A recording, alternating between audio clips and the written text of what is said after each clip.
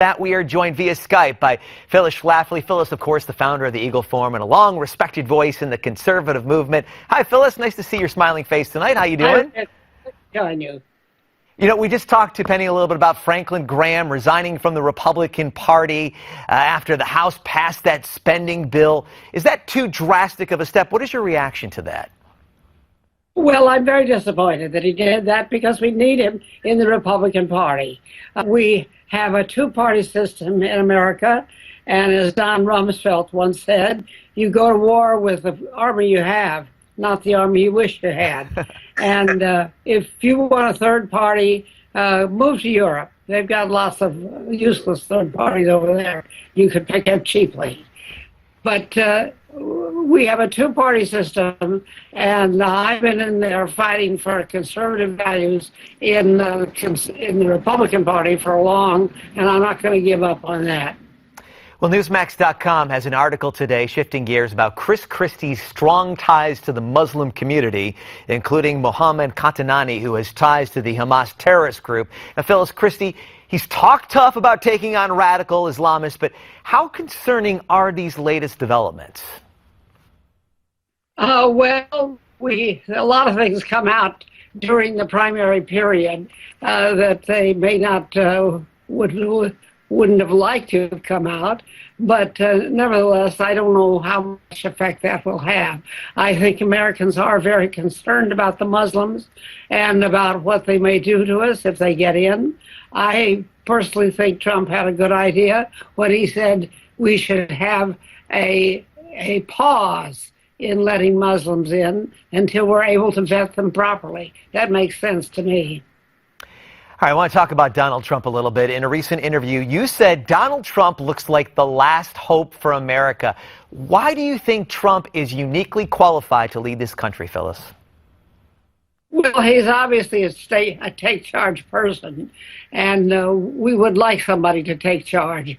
We hope that the Republican Congress would take charge, which the Constitution gives them the power of the purse and control of all the spending money, but they didn't, even after the two great election victories they had in the last off-year elections.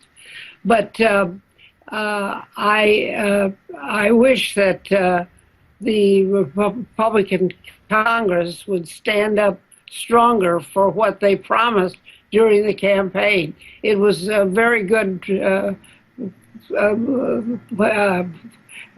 platform they put out, and unfortunately, they didn't live up to it when they got into power.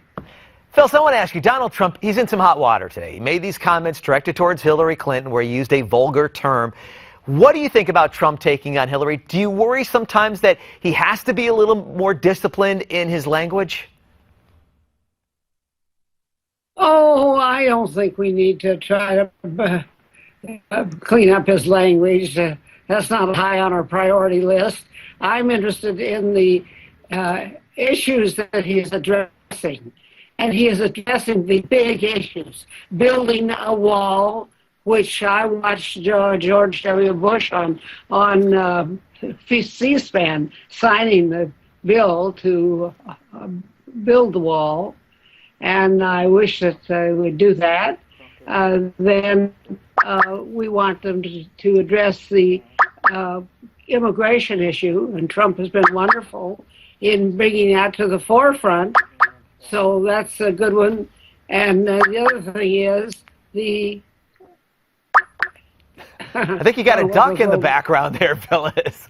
Listen, I know that's a computer little beep that we're hearing. So nice to hear from you, and thank you for all your comments. And Phyllis once again penned that op-ed recently supporting Donald Trump. We'll be hearing more from you, I'm sure, as we get closer to the February 1st Iowa caucus. It's always great to see you. Thanks so much. Merry Christmas to you. Phyllis Schlafly joining us from St. Louis, Missouri today.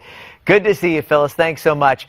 Well, we want to hear from you, your comments. What do you think? You know, we just talked about Franklin Graham in this segment, leaving the Republican Party. Donald Trump's comments against Hillary Clinton. So much to talk about. We want to hear from you. Send us your comments at newsmaxtv.com/comments. You can always send your comments via email, Facebook, and Twitter. We love getting them into the newsroom and talking about them on TV. So when we return, accused Army deserter Bo Bergdahl makes his first court appearance today. Pete Hoekstra, former congressman from Michigan, and Fred Fleitz joins us when Newsmax Prime continues for this Tuesday. Rick Blackwell filling in for J.D. Hayworth.